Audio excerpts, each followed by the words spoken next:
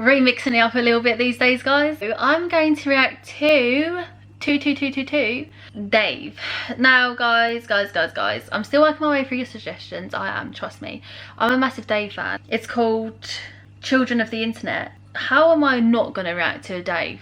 This is what I'm saying. How am I not going to? So I'm going to. It's a suggestion put forward by me. Oh, dun dun. I feel like this is from something else.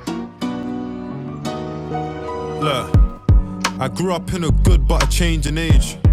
My wife and kids, Damon Wayne's. When the youth club was everybody's favourite place, where if you spoke to a girl then it was face to face. Bro, I've seen the heart of a hood turn trendy. Kids lose interest, parks turn empty. Social media's got us all less friendly. Now can't you see the irony? She's got game when she types to me, but nothing in person, that ain't the type for me. Asking can we go for dinner yet in the flesh. No conversation, no intellect, the future generation. Whoa, I've had to pause that. Sorry, so sorry to interrupt you, Dave. I really am so sorry. So crazy, innit? Because like when I was little, I was born in 96, so I'm 24. And like when I was little, you just didn't have phones, you just went and played outside. When you did get like a Nokia, it was like you'd only like play Snake on there. It's true, like you can meet anyone from any place. I could literally talk to someone on the other side of the world, have like a full-on conversation. Like you can even video call. And like he was saying, like people that give it all over the phone and then in person there's nothing there. But then I think like in that case you probably could do a video call just to like iron it out. But then could somebody really be like really good over the phone and then in person dead? Because I feel like, could you be that way? I feel like it'd be pretty apparent because they'd just be so boring, wouldn't they? But I mean, it does put more fish in the sea for everyone. She's got game when she types to me, but nothing in person, that ain't the type for me.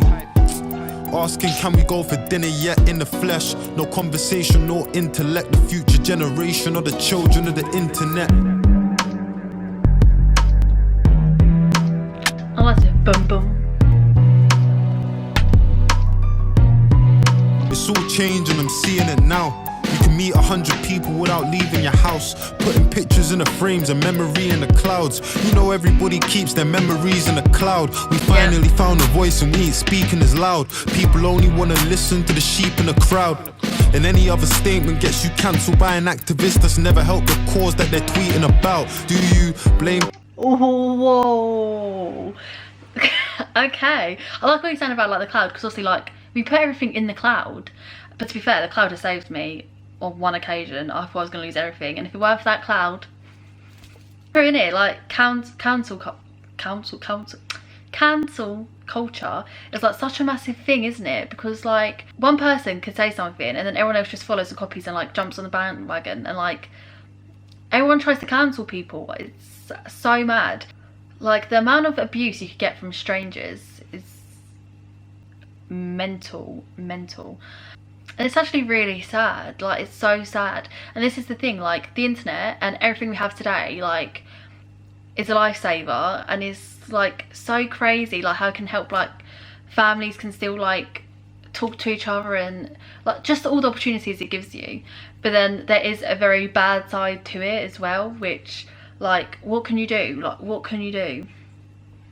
Public figures and personalities for giving little kids a warped view of reality, or blame all of the apps that make a killing and finding a sweet spot in your self-hate and vanity. Could you argue that it's borderline dangerous to take a picture of a girl's face and start changing it in one quick filter? Your nose looks thinner, your eyes look fuller, your lips look bigger, your software's better in, your phone knows everything. If anything, it's getting George Orwellian. Whoa, okay.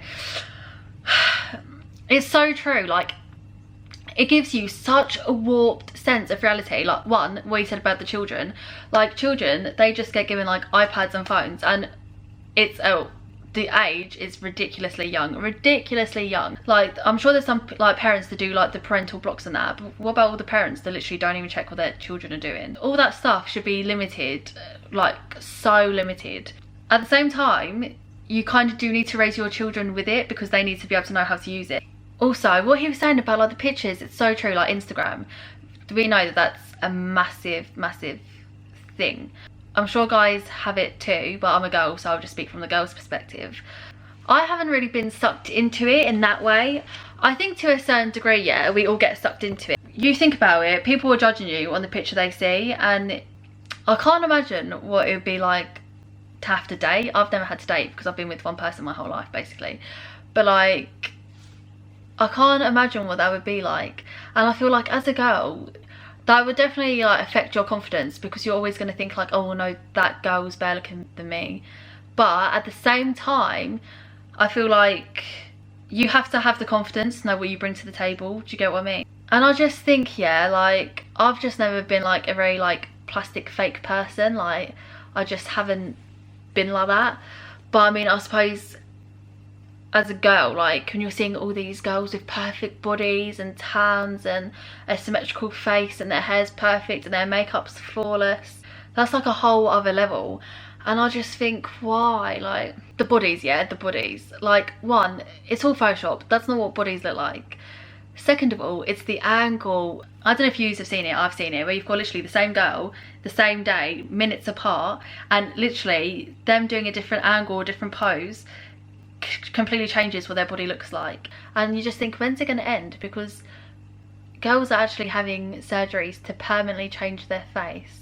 But I just don't have time for that stuff, to be honest with you. Like, honestly, like, I don't care enough for it to be that way, to be honest. Who's the time? Who's the time? I just think I am who I am. If you don't like it, like, tough, like, I ain't changing myself. I am who I am. It is what it is. But yeah, that's such a deep message. That is such a deep message. Look, it's all connected. Nobody's protected from business collectives. Your info's collected. Is it going off? It's such a long break. As a species, we now have to redefine what it means to be connected. Children of the internet. A recent study showed that the average person earnestly swipes, taps, pinches their phone 1 million times a year. Your info collected. People feel naked, inadequate, and utterly vulnerable without their phone. It's a primary conduit of personal, social, and work life. Children of the internet. There are more active cell phones on the planet than people. Whoa. The mobile phone is both a connection and disconnection device.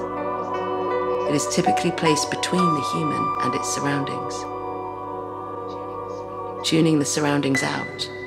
I really try not to do it because I do find it like very rude that, like, if you're in a group setting or like you're around family and you're having a conversation or you spend time with them, I find it so rude when people just sit there scrolling on their phone. And if I'm with someone that's doing it, I'll be like, get off your phone. What are you doing? Get off your phone.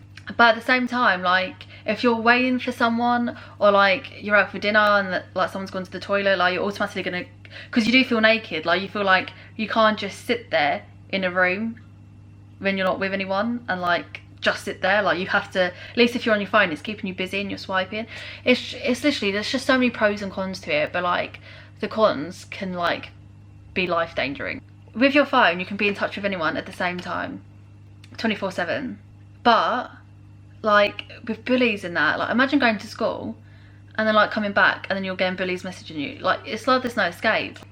And I know there was that program on Netflix recently about phones and Facebook and social media, and it is crazy. It's really easy to become addictive to it, and like sometimes I'll go on my phone and I'll open an app and I won't even think to open that app. I've just done it.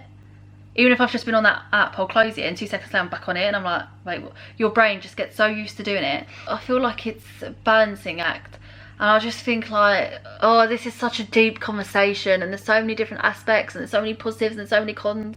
But like, okay, let's get back to actually Dave. Dave.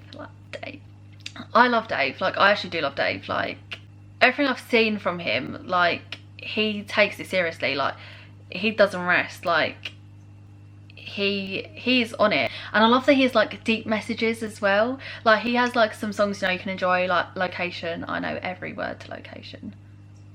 Then he has like some really deep ones, and like, he has a song to make you feel type of way about everything. Like Purple Heart, Voices, Stratum. Oh, those are ones I listen to a lot. Psycho. Oh, I love him. I love him. I love him. Black. That was such a good one. Anyways. It's just crazy, isn't it, guys? But like, what are we gonna do about social media and like, what are we gonna do? What are we gonna do? I don't know, this is a very deep question and I could ramble for ages and not make a lot of sense. But anyways, I hope you enjoyed this reaction and I'll see you next time for my next video.